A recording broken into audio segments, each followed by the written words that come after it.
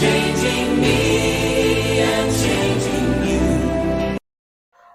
ప్రభువును ప్రిరక్షకుడైన యేసుక్రీస్తు నామములో మీ అందరికీ శుభాభివందనాలు తెలియజేస్తున్నాను. ఈ దినము దేవుని వాక్యదాని నిమిత్తమే ప్రకటన గ్రంథం 3వ అధ్యాయం 8వ వచనాన్ని చదువుకుందాం.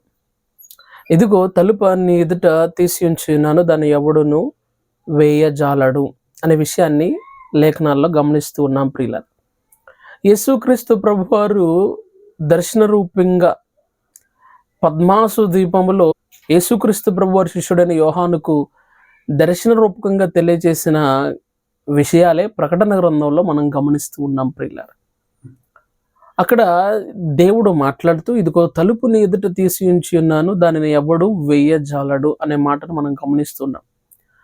చాలా సందర్భాల్లో మన ప్రయత్నాల్లో కానీ, మనం చదువుల్లో కానీ, ఉద్యోగాల్లో, వ్యాపారాల్లో, వ్యవసాయాల్లో, మన యొక్క వ్యక్తిగత జీవితంలో అనేక ప్రయత్నాలు చేస్తూ ఉంటాం. కొంతమంది ఆ ప్రయత్నాలు ఆపేస్తూ ఉంటారు.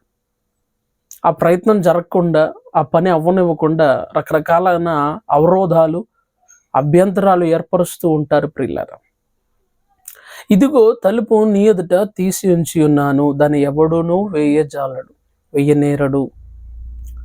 దేవుడు తెరచిన తలుపులు ఎవ్వరు మూయలేరు, దేవుడు మూసేస్తే ఎవ్వరు తీయలేరు. అదొక్క విషయం మనం గుర్తుపెట్టుకోవాలి. ప్రియులారా, ఇలా చాలా మంది కష్టపడుతున్నారు కానీ సక్సెస్ రావడం లేదనో, మేము ఎన్నోసార్లు ప్రయత్నం చేస్తున్నాం, ఇది మొదటిసారి ఏం కాదు, అనేక సార్లు ప్రయత్నం చేస్తాం కానీ మేము సక్సెస్ అవ్వలేకపోతున్నాం, విజయవంతం కాలేకపోతున్నాం, నిరుత్సాహంతో ప్రయత్నించిన ప్రయత్నాలన్నీ విఫలం అయిపోతున్నాయి, సఫలం అవడం లేదు, రిజల్ట్ రావడం లేదు, మేము సక్సెస్ అవ్వలేకపోతున్నాం అని అనేక సార్లు నిరుత్సాహంతోనో ఒక డిప్రెషన్లోకో వెళ్ళిపోయేవారు చాలామంది. అటువంటి వారితో దేవుని వాక్యం సెలవిస్తుంది, ఇదిగో తలుపు నీ ఎదుట తీసి ఉంచి ఉన్నాను. ఒక వాగ్దానంతో కూడిన వాక్యాన్ని మనం గమనిస్తున్నాం. ప్రియ సహోదరుడా, ప్రియ సహోదరి, ఒకవేళ నువ్వు ఎలాంటి ప్రయత్నంలో నువ్వు ఉన్నావో నాకు తెలియదు, కానీ దేవుని వాక్యం ఏమని సెలవిస్తుందంటే, ఇదిగో తలుపు నీ ఎదుట తీసి ఉంచి ఉన్నాను. God has opened doors for us. దేవుడు మన కొరకు ద్వారములను తెరిచేవాడు. ఒకవేళ మన జీవితంలో మనం వెళుతున్న మార్గంలో, మనం వెళుతున్న దారిలో, మనం చేస్తున్న ప్రయత్నం ఒకవేళ దేవుని చిత్తంలో లేకపోతే దేవుడే దాన్ని ఆపేస్తాడు.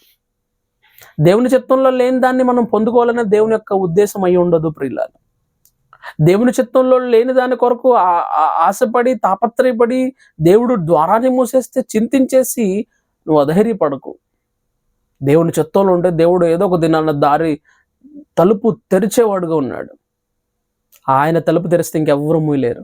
ఎవరు ఎన్ని అడ్డంకులు చెప్పినా, ఎవరు ఎన్ని ప్రయత్నాలు చేసినా, ఎవరు ఎన్ని పన్నాగాలు పనినా నువ్వు అనుకుంటున్న స్థానాన్ని పొందుకోనివ్వకుండా ఎవ్వరు ఏ విషయం కూడా ఆపలేదు.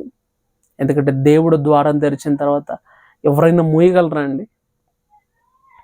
ఇప్పుడు ఉదాహరణకు ఒక పెద్ద వ్యక్తి ఉన్నాడు, ఒక 40 సంవత్సరాల వ్యక్తి ఉన్నాడు, తలుపు మూసేశాడు. ఓ చిన్న పిల్లోడు వచ్చి ఆ తలుపును బలవంతంగా తెరవగలిగితే తెరుస్తుందా? ఓపెన్ అవుతుందా ఆ డోరు? లేదా ఇప్పుడు అదే వ్యక్తి తలుపులు తెరిచాడు, ఆ చిన్న వ్యక్తి ఒక 5 years బాబు తలుపులు మూయగలడా? మూయలేడు కదండి. ఎందుకు నేను ఈ విషయం చెప్తున్నానంటే, మన దేవుడు శక్తిమంతుడు. ఆయన ద్వారం తెరిస్తే ఎవరు మూయలేరు, ఆయన మూస్తే ఎవరు కూడా తెరవలేరు. ప్రియ వాక్యం ఉంటున్న దేవుని బిడ్డ, నీ జీవితంలో నువ్వు అనేక ప్రయత్నాలు చేసి అలసిపోయి ఉండొచ్చు. దేవుడు మాట్లాడుతున్నాడు, let us try one more time.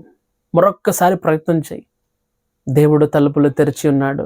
ఆయన నీ కొరకు ఇది నాన్న తలుపులు తెరిచి ఉన్నాడు. నమ్మకంతో, విశ్వాసంతో మరొక్కసారి ప్రయత్నించి చూడు. నువ్వు జీవితంలో సక్సెస్ అవుతావు, నువ్వు అనుకున్నది సాధించగలుగుతావు.